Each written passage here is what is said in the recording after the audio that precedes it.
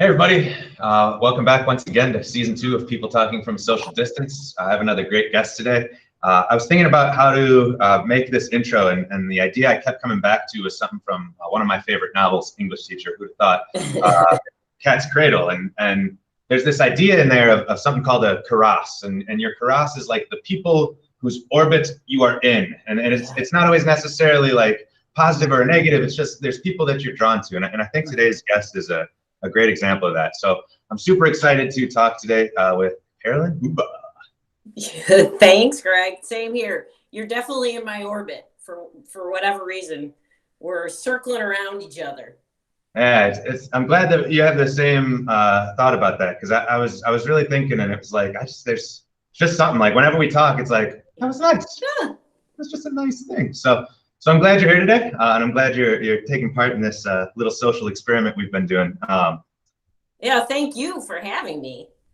And also, maybe we should call this podcast Italians Talking to Italians. Oh, nice. Yeah. Is that appropriate? I don't know. Someone might get a little offended, right? We just got to make sure we're wary of our hands, right? Like, yeah, like we'll be like everything like, and oh yeah. Because you got to throw like a few Yiddish things in there too, because Italians can't differentiate. Yeah. Are we Catholic? Are we Jewish? We just don't know. Food, yelling, we love it all. Yeah, those are just the foundations, the bedrocks of Italian culture. And I have an obscure question for you, Greg. Let's see. Are we going to have like Jon Favreau or John Lovett show up to this podcast with us? Wow. That would be Save America. Yeah, that's pretty intense. I mean, I was thinking if I could figure out a way to put Bernie in his mittens in the background somewhere, we would be fine. Right? That'd be pretty good, wouldn't it? Now we I'll let you talk once in a while. Go ahead, hon. Sorry. Now we just gotta make sure this comes out at a time where people remember the inauguration. Yeah, right. Bernie mittens. All right, the first place I always like to go in these conversations, and it's always interesting, and I'm always really excited to hear what people say. Education and being in education really, I think, takes a large part of who people are within the industry. And whenever someone asks like how, what would you label yourself, we often fall back into our educational like our careers. But if you were to apply a label to yourself outside of your profession, what would it be and why? Yeah, and that's hard because I think every time we label ourselves, we think about our job, because I think as educators, our jobs are really an extension of ourselves, more so than maybe if you're sitting behind a computer crunching numbers or something like that. But I really think my job label, but my person label outside of work is a liaison. And I like it because it sounds like I'm a diplomat. And I don't seem very diplomatic, I think, at times, but I love to get organization and people like, oh, you talk to this person and this person, connects with this, and how to get myself in a place where I can say, hey, let's work together, whether it be with friends or, people at work, my students too. So see, it always bleeds back together. But yeah, I like liaison, and to go back to work, I feel like, although I'm a speech pathologist and I wasn't necessarily trained to do this, I spend a lot of time connecting my kids to their teachers and to their education, and then hopefully bridging that or being the liaison between themselves and then the outside world once they leave high school. And there's the hands. I can't do it. I got to use the hands. I wasn't going to bring it up. Can't help it. So yeah, I mean, I think liaison, although it sounds like a lofty term, it's really what, especially as a support service, and it carries out over into my regular life too. So it's both. That's both a great term and a very astute observation. I think. Oh, I think that. Well, thanks. I'll keep practicing that. I think that kind of leads into our second question, which again is one that's always interesting to hear. I know one of the things I love the most about being an English teacher is it lets me sort of embolden my passions. The things I love to do, I get to do at work, and then it helps me engage even further with them. So is there a specific example you can think of a way that your profession has helped either shape, foster, or maybe embolden your passions? Oh, absolutely. So I love to talk, but I love language so much. I love the English language. I love other languages. I'm lucky enough to have 2 students on my caseload now that speak Arabic and then Sudanese. I love Spanish. I love language and I love communication. Whether or not I'm always social, because, believe it or not, I'm really an introvert. I know that that might not come across, but I like to be at peace and be alone a lot of the time. But I love to see how people communicate and how we get our message across. And the frustration I have when people can't communicate what they need is incredible. Whether that's at work or out in a community or when I'm traveling, I'm like, why can't you just get it? Just get what they're trying to say. So that's a passion of mine. But also, I think being involved in special education, helping people, as I don't know, cliche as that might sound, it's really, really what I love to do. I want to see people be lifted up and get what they need. And then that bleeds into like social justice. And man, where is a place, what better place, I mean, in a community to perpetuate and show and practice social justice and in public education? It's the beauty of our country. So yeah, there's a whole lot in there. Sorry, that's a lot to unpack, but that's all of the stuff all combined together. And I know a lot of us feel the exact same way. Well, yeah, and I think again, there's an interesting connection there, both with the idea of the spoken word and obviously English teacher. I'm right there with you. Yeah. But I really love that idea of the central place for social justice in the community should be its public school system. Like we have an opportunity. We are getting to shape the next generation and the generation after that and the generation after that if we're still here. Yeah, exactly. It is. That's a great idea and it's a great thought. And I agree with you. There's so many people in this building that I think are very similar in their thought process. And I think that's why one of the reasons this is such a nice place to work. I agree. So you talked about spoken word and all these different languages. And again, that's a pretty decent segue we can go into. I love, and I keep on gushing about this question. So I don't even know if the listeners like it, but I do. I love the idea of you can get to know someone by what they recommend, right? We can't be social together very often anymore as we're still in this pandemic, but we can learn so much about other people by what they tell us they are reading or what they're watching or what they're listening to. So I always try to couch it in like, if you were to give someone something that would help them understand your worldview, but that seems pretty lofty. So like, what's something you would recommend, whether it's a book, a movie, a show, album that you think would help people understand you better? Oh, understand me. Wow. Okay. Well, there's all sorts of things I watch and listen to, and I know you and I talk about that a lot. The things that we like to watch and read. And I have to say that Vonnegut now has become one of my favorite authors. And I got to give that to you.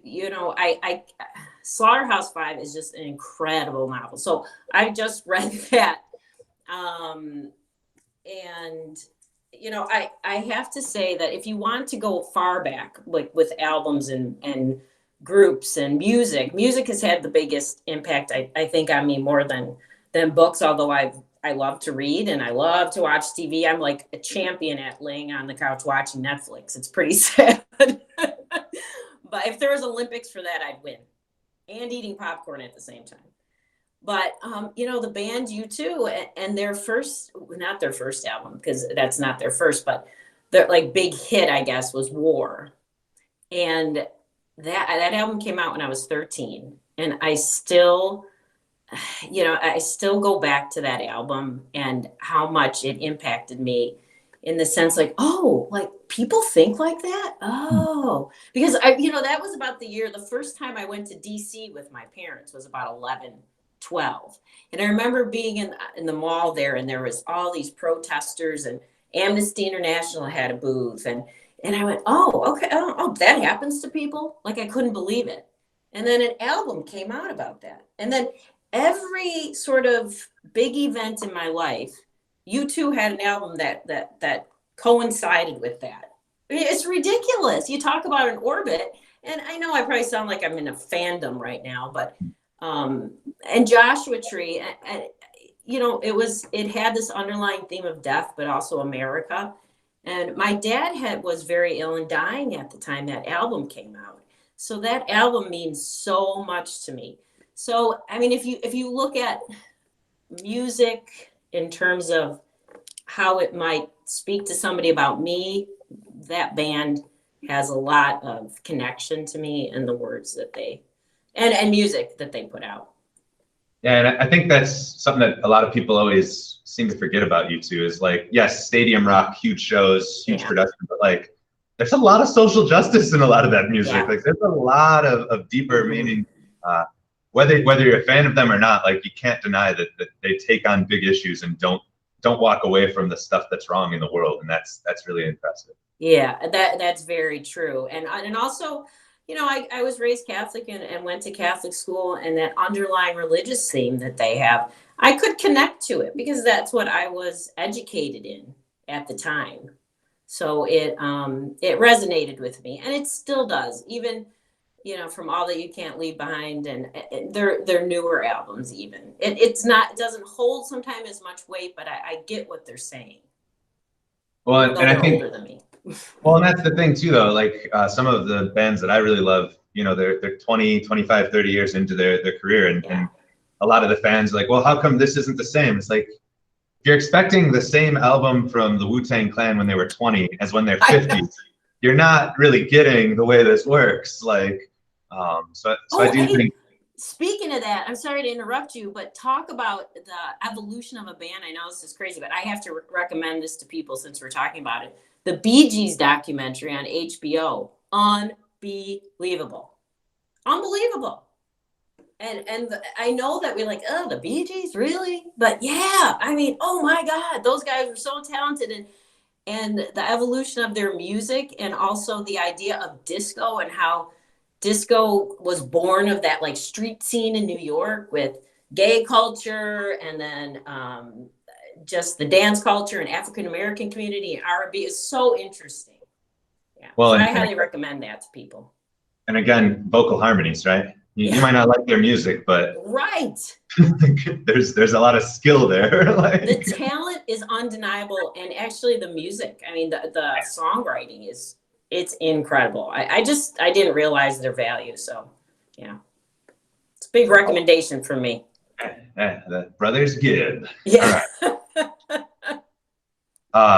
So the next place I always like to go, and again, I think a lot of times there's an expectation of what this looks like, and there really isn't. But I think, again, another place where we get to learn about people and understand people on a different level is from the things that maybe we wouldn't ascribe to them, right? Things that we wouldn't assume that they were interested in, or that really made them excited. And so I always ask, is there maybe a surprising fandom or an activity that we would never guess until you told us?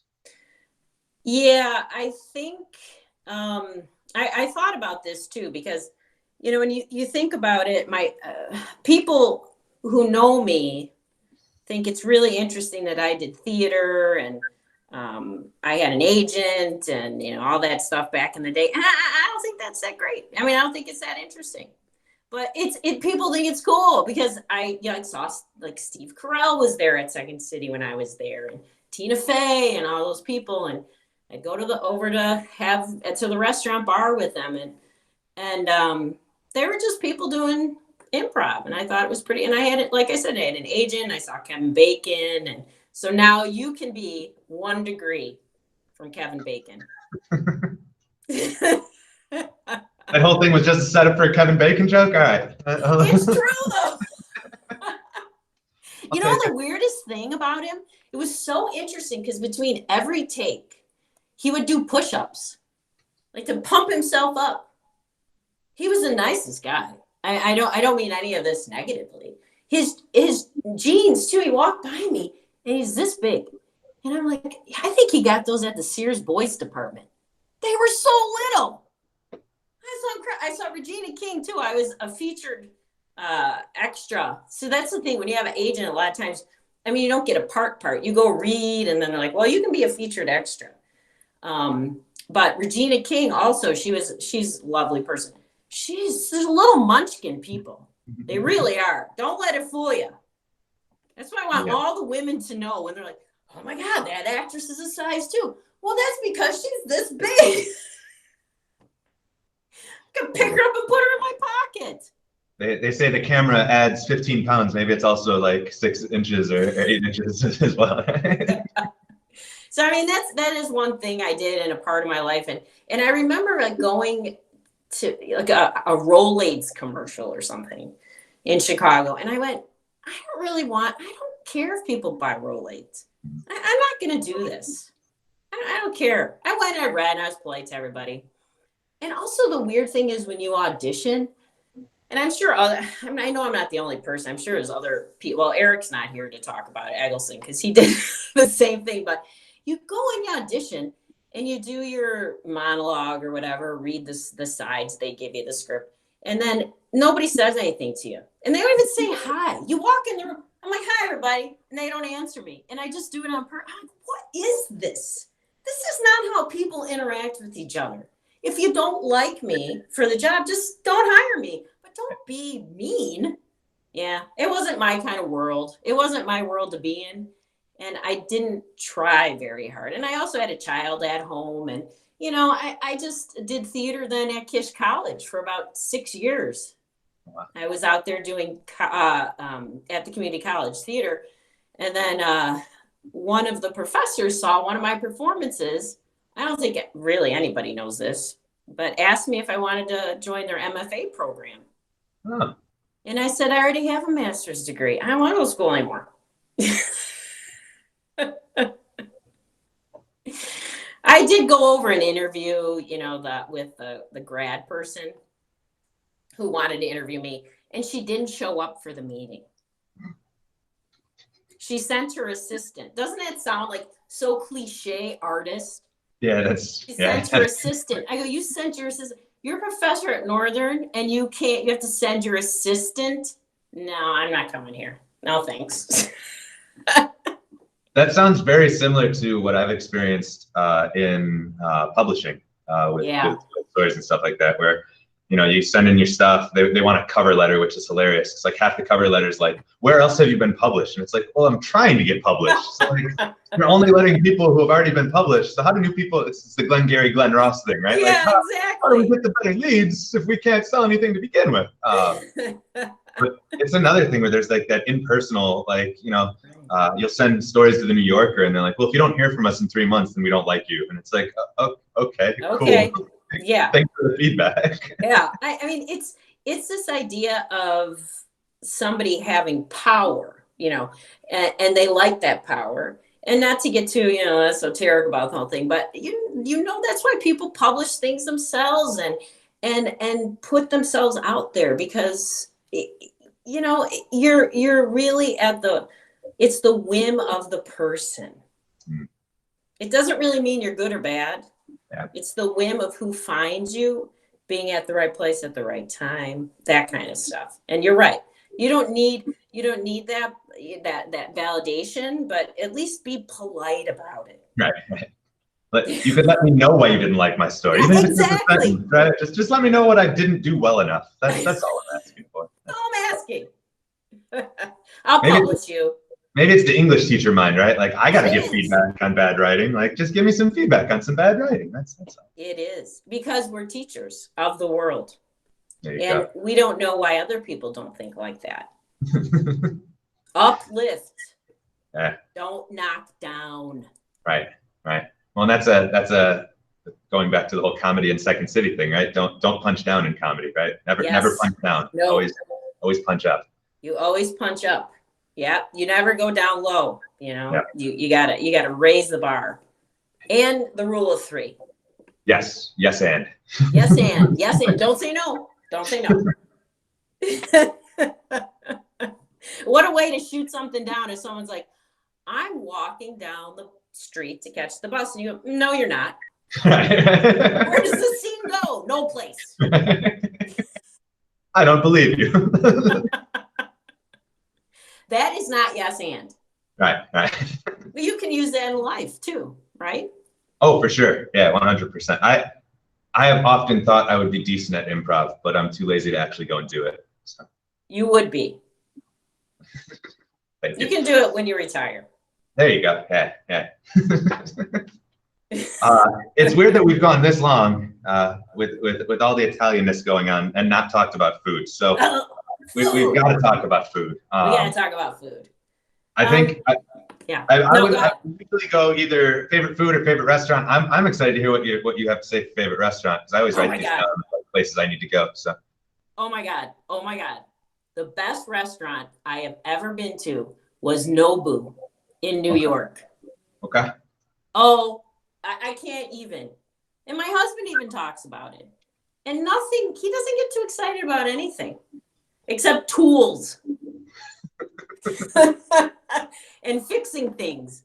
Yeah, oh God, that was so good. And that, I think that restaurant's in Soho. I don't think it's in Tribeca. I can't remember now. But that was and we had sushi.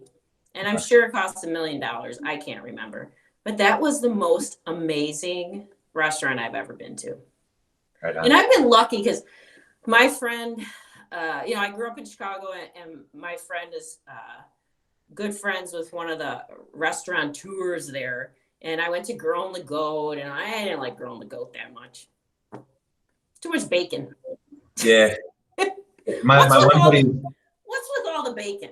Well, yeah, my one buddy's upset that I went vegan because we were supposed to go to Publican, and that's just like all bacon, right? Like that's all they do there. So he's like, "What are we supposed to do?" I was like, "You can still go." I don't get what happened to restaurants in the cities. Like all of a sudden everything is bacon and pork. I don't get it, but whatever. So anyway, Chicago, hog butcher of the world, right? Carl Sandburg. Yeah, exactly. But, really, on the other hand, my favorite, like, I love sushi. I love Japanese food. Asian food is probably one of my favorites, but, I love pasta. I never met a carb I didn't like, Greg. Yeah. That was, again, when people are like, you're making this shift, like what? And I was like, I can still do bread. I can still do pasta. Like, how are you going to do pasta? Like water and flour. Yeah, exactly. If somebody said like this low carb stuff, you can't have any bread. You say that to a European, they think you're nuts. Right. Could you imagine telling a French person you can't have bread? They think you're crazy. Yeah, revolutions have started for saying things like that there, right? That's the 1962. It was someone told the guy he couldn't. It's like no bread. He's like, what? Let's go. What? Yeah. That's all your food. That's all you need. Right. Bread, pasta, some vegetables. You're good. Ready to go. Yeah, I agree. And it like, I always get laughed at by some of my friends because they're like you've got a pasta rack and everything. I'm like, yeah. They're like, why don't you just buy it? And I was like, because it's not that difficult to make it. Like, yeah. Like, come on. So if you have time, I was just telling my daughter. So my dad's mom was born in Genoa, not Genoa, Genoa, and she used to make ravioli and gnocchi. Oh yeah. And sell it. So she had all that pasta set, but she had the hand crank, the old school, and set it out to dry, the whole thing. So yeah, make it yourself. Many's a time I've gone to hang out with my grandparents, and it's like we're making ricotta, we're making ravioli. Yeah. And it's just you're just like, there's only 3 of us. What are we doing? And you just keep on making food, and you just keep on. I don't know what I was doing. Oh, my friend's been staying with me, and we made dinner the first night she was there, and we had so much food. She goes, "Who's coming? It's just 3 of us." I said, "I know. Yeah. You got to be ready." Yeah, someone might show up. You don't want to not have enough food for them, right? Like, yes, it's very important. I love when people eat. It makes me feel good. Yeah, I agree. You're a good boy. You can eat. That's good. I like that. That was really that was the first word I was taught in Italian. Was mangia. Mangia, yeah. Mm-hmm. Mangia. My grandma used to say that to me all the time if I didn't eat. But then they tell you were fat. Yeah, right. So yeah, there's no winning. Manja, but not too much.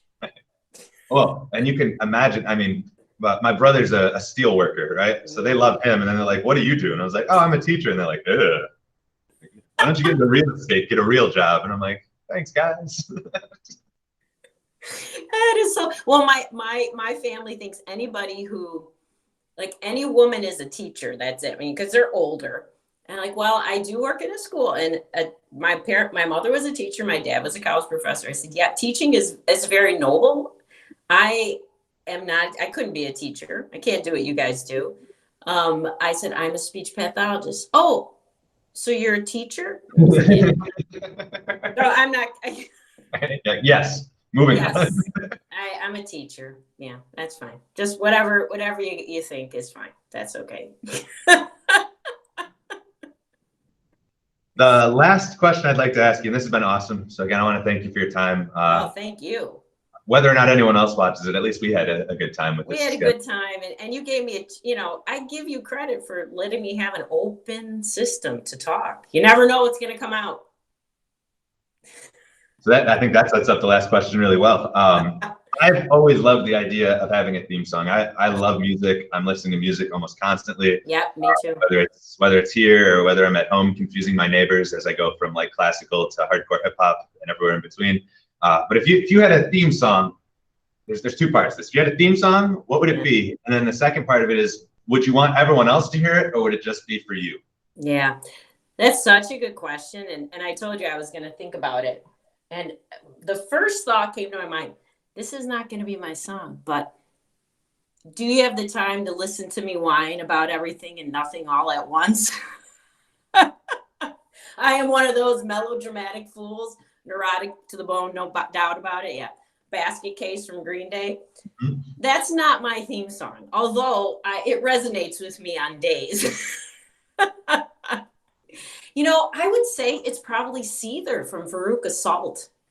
Okay. And I don't know if you're familiar with Veruca Salt, but man, that's another band from the 90s, a girl band from the 90s, which, well, late 80s, early 90s, which was a big deal for me. But the lead singer, whose name is, I know her name, but I can't think of it right now. She wrote that song about anger, right? But also, girls aren't supposed to be angry. Right.